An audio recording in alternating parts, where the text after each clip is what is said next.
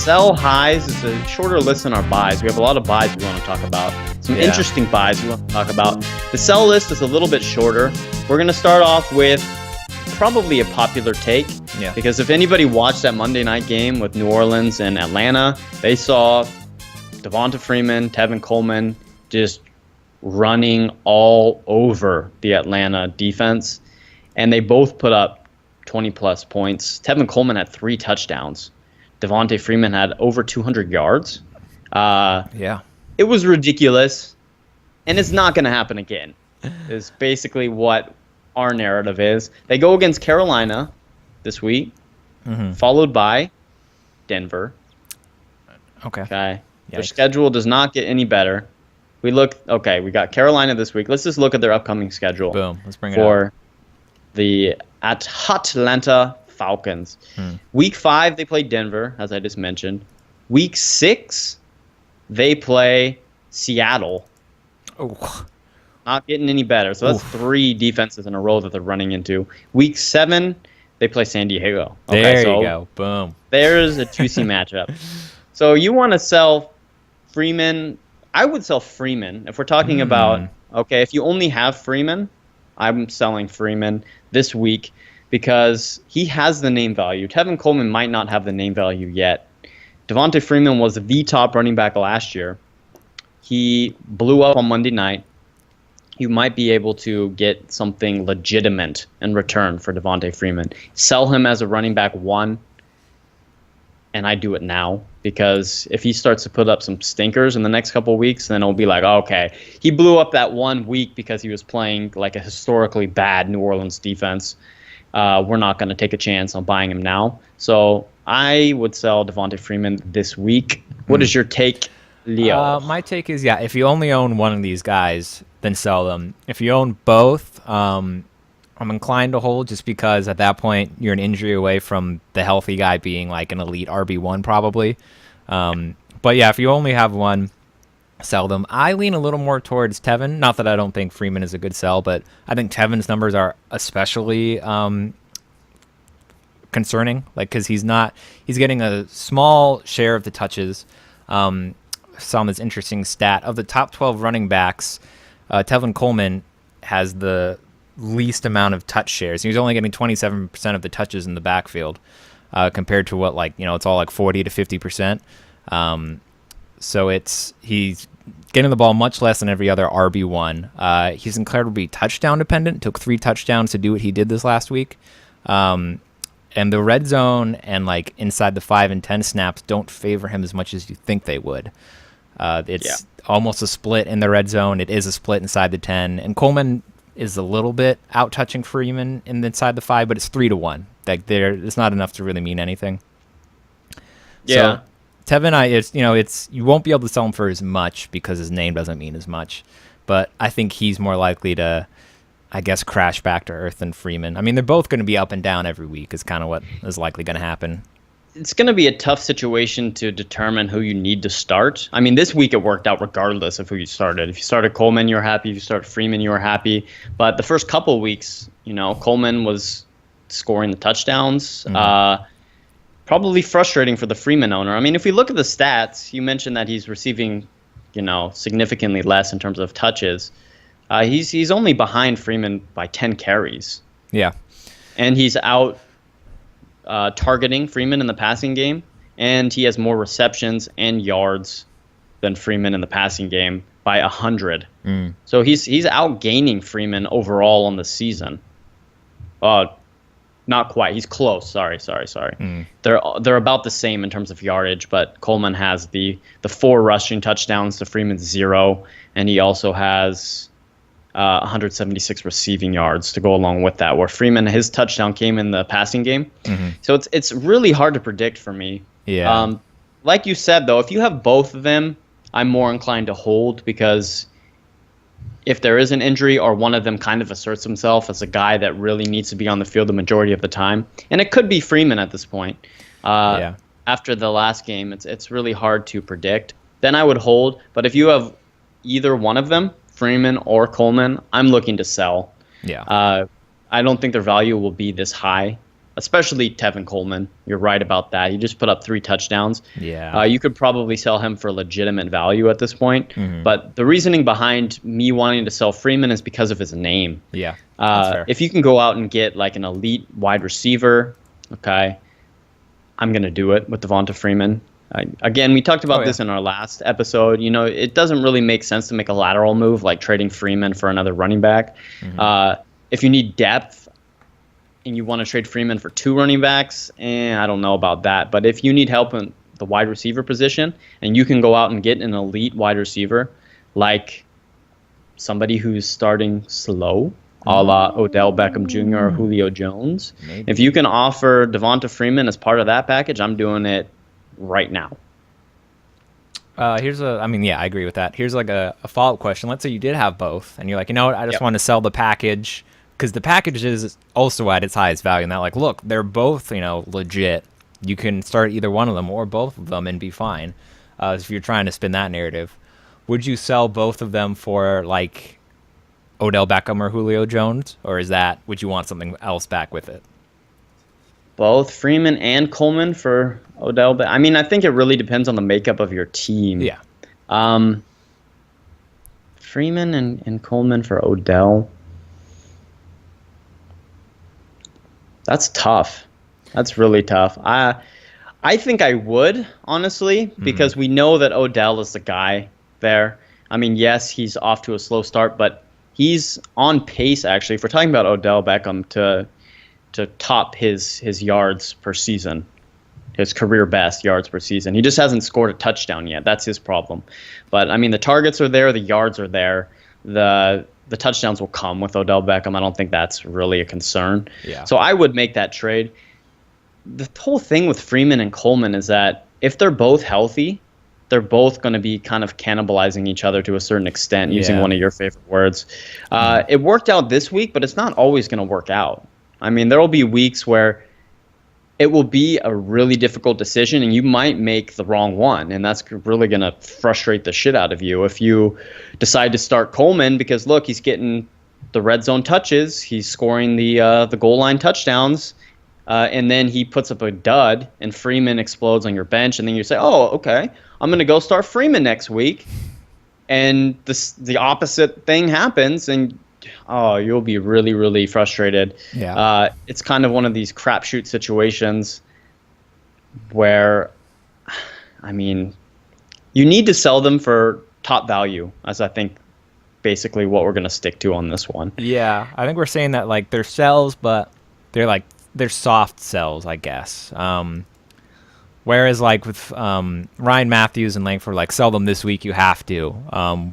With this one, we're saying, like, sell them if you can, if you can pitch Freeman as this elite RB1, if you can pitch Coleman as, like, a fringe RB1 type guy, then I'd do it. But if people are like, I don't go out and deal them just because there's still some value there. But yeah, and we should mention that, yes, it looks like a gauntlet coming up. They have Carolina, Denver, Seattle. Both Carolina and Denver have been torched by a running back this year. Yeah. So it's not like they're impeccable. We saw C.J. Anderson run all over Carolina in week 1. We saw Jeremy Hill run all over Denver last week. Yeah. So, he was aided by a long 50-yard touchdown. I think his yards per carry was something like 2 after that one play against Denver. But, his stat line looked really, really good against Denver. So, they seem to be this team that has a lot of weapons, and they're going to utilize Freeman. They're going to utilize Tevin. Atlanta's interesting. I don't know if Freeman and Tevin, they're going to hurt Julio Jones's value or vice versa later on down the line. But with Freeman and Coleman, I would try to sell them this week. If you have them as individual pieces. If you have them both as a package, I would consider selling them for an elite wide receiver. Right. Like Odell Beckham. Somebody's off to a slow start. Or you can kick the tires on, guys like Antonio Brown. You probably need to toss in a little bit more to get Antonio Brown at this point. Or if you want to make a bigger package, we talked about lateral moves, but if I could trade Freeman for David Johnson somehow, I would. That's an easy decision. I would do the Freeman-Coleman package for David Johnson. And that's like probably possible because it's like, look, you got this entire backfield locked up, and if David Johnson gets hurt, like you're screwed. You know, there's a narrative where that's possible. Yeah, I mean, I would feel out the feel up the David Johnson. Just fill up the David Johnson owner and see if he needs, like, I don't know, wide receiver depth. And you can offer Freeman plus a wide receiver for David Johnson, or Freeman and Coleman plus a wide receiver. I mean, if you want to go all out, David Johnson is the guy to do it for, because he's the RB1. It looks like he can't be game scripted out. We saw that this last week. So that is a legitimate package. Yeah. Okay. That's probably good with the whole Atlanta backfield situation. The next guy I have a hard time talking about because I like him a lot. He's a soft sell. I know the news has been going around Twitter that he should be a sell, period, this week because of the way he's been used. That is Latavius Murray of the Oakland Raiders. Sorry, had to do that. Yeah. Latavius Murray, his snap count's kind of gone down incrementally, starting with week 1. It seems to be that Jack Del Rio is trying to get DeAndre Washington and Jalen Richard, to a certain extent, involved in their overall game plan. Latavius Murray has scored in each of his games. More so in this last week, that saved his performance. Yeah. Because he only had about 40 yards outside of that one touchdown. So he still got you around 10 points in standard, which is fine, you know, for your RB2, which is what Latavius Murray is on most teams, I believe. Yeah. But, you know, the usage is a little bit concerning. DeAndre Washington was better in terms of yards per carry, in terms of yards.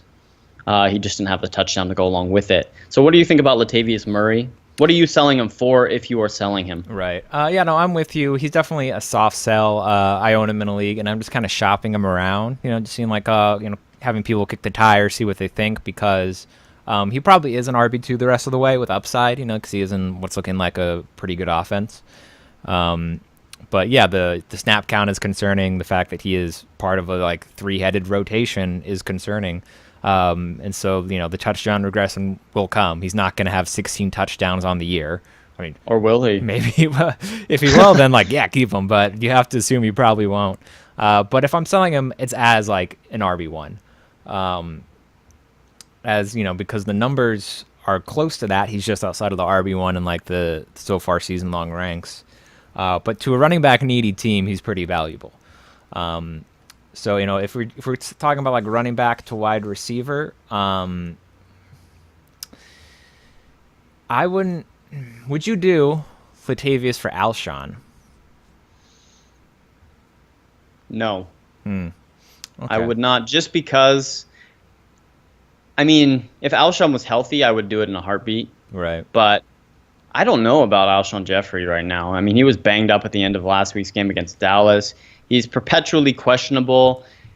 I love Alshon's talent, but he's like a heart attack on your team. You never know if he's going to play. True. You never know if he's going to, even if he plays, and we saw this happen last week against Dallas, he was good to go, but then during the game, he was like a decoy for most of the.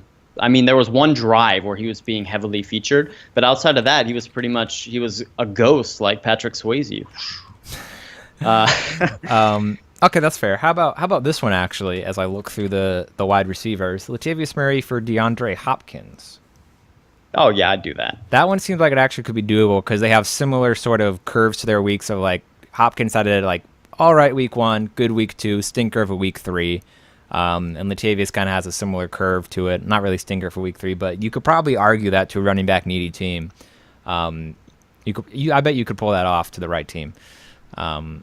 Definitely. I mean, I think with Hopkins, the concern with him, his talent is elite. He's shown flashes of just brilliance. Mm-hmm. And even in last week's game against New England, the catches that he did make were ridiculous. Yeah. Even though he only had 40 yards, right?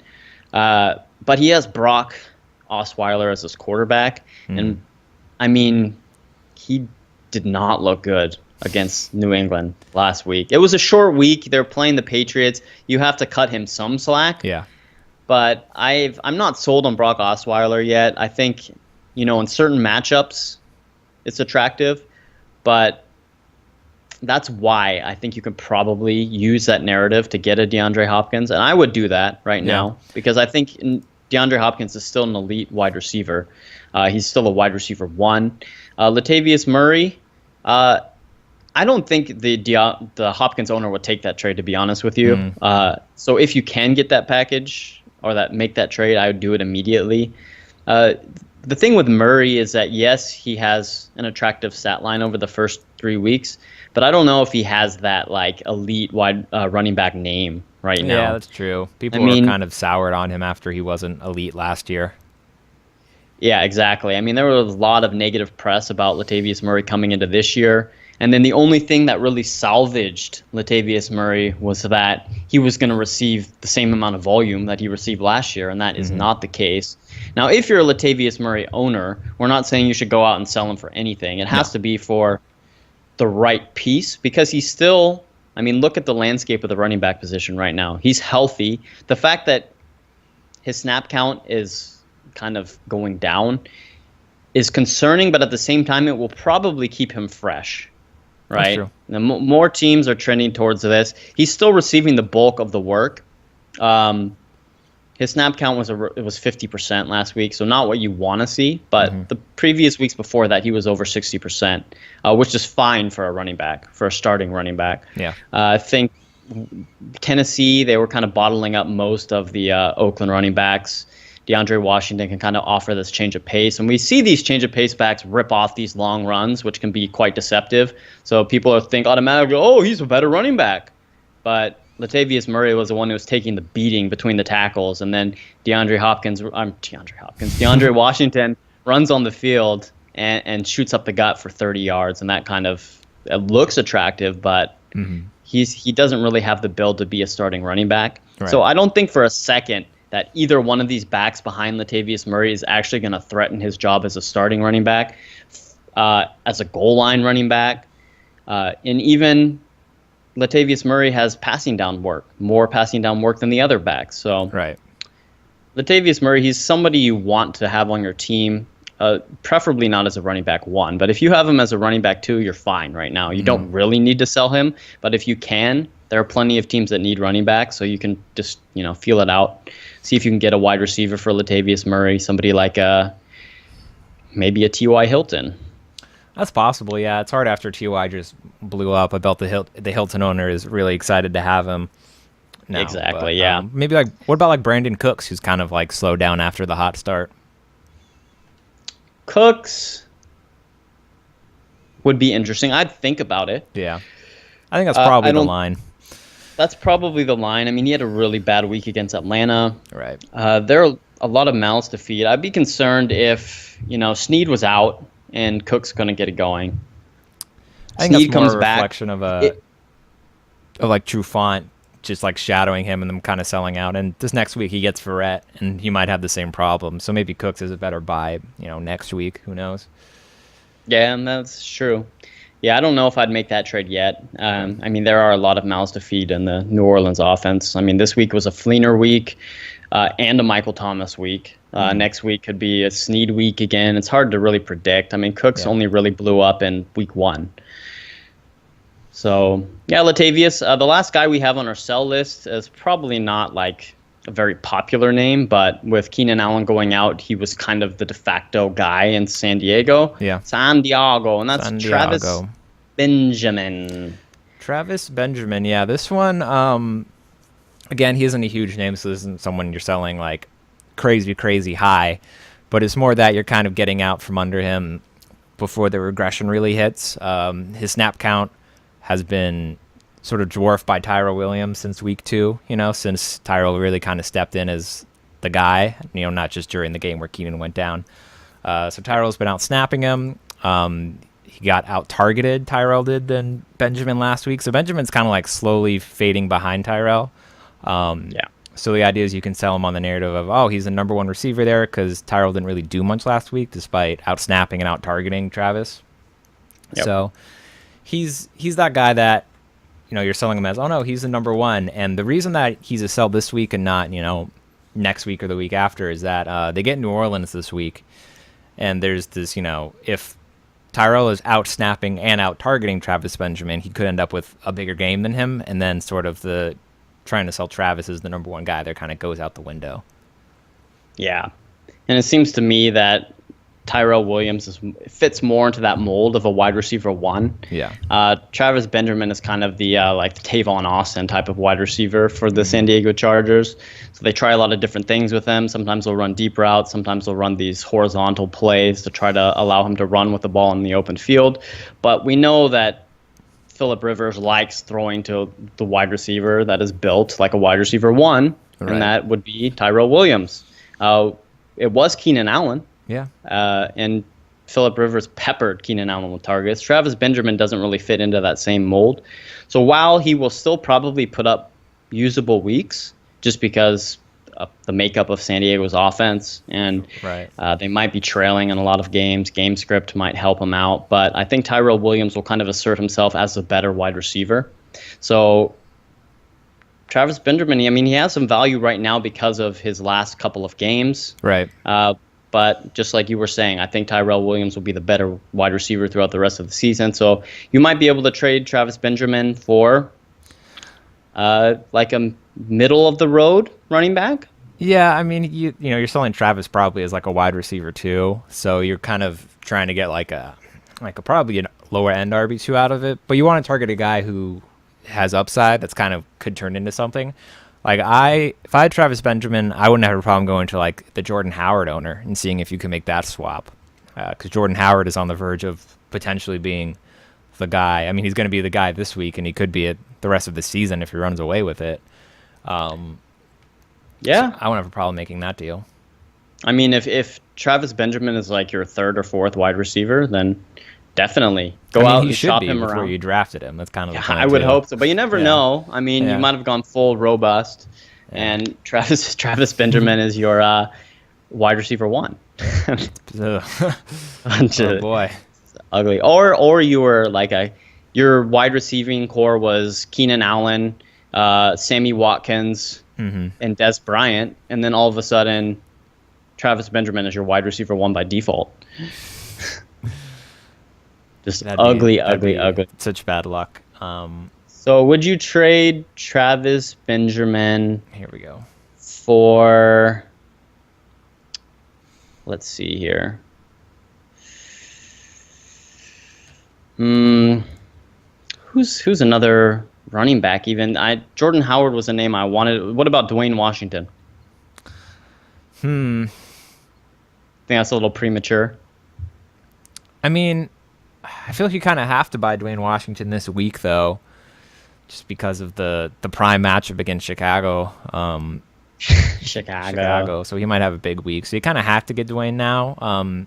Travis might be a little bit much, but I don't really mind it, because if you're selling him as your third or fourth wide receiver and you're running back needy, I think I'd probably do that trade. You might have to give a little bit to get that running back. Yeah. What about Matt Jones? Matt Jones. I think I would do it, honestly, because I think Matt Jones is someone who could be useful to sell in the coming weeks after this week where he plays Cleveland. He could have a nice week, and then you could kind of point to how he has 3 double-digit weeks out of the last 4. You could probably sell Matt Jones as like a legit RB2 and get something nice out of that. So that's kind of like you're trading a guy whose value is going down for one that's about to go up, just so you can then trade that piece. Matt Jones. So yeah, I would do that. Would you trade Travis Benjamin for Jonathan Stewart if you want to stash a running back? That's kind of, I worry about Jonathan Stewart, just because we kind of saw this last year. Once the ankle injury tends to linger for him. Well, if that's the case, would you trade Benjamin for one Cameron Artis-Payne? No. Okay. No, like Cap and Fozzie, because it's like a full split. It's kind of useless having either of them, honestly. Here's an interesting one. Okay. Would you trade Travis Benjamin for Kenneth Dixon? I want to buy Kenneth Dixon, but I think you can get more for Benjamin than that. Fair enough. All right, I think that's enough of Travis Benjamin. Yeah. What about Kelvin Benjamin? Would I trade Travis Benjamin for Kelvin? Yes, I would Just do a that. Benjamin for Benjamin. I mean, Let's swap he put up a Benjamins. goose egg last week. He's definitely available.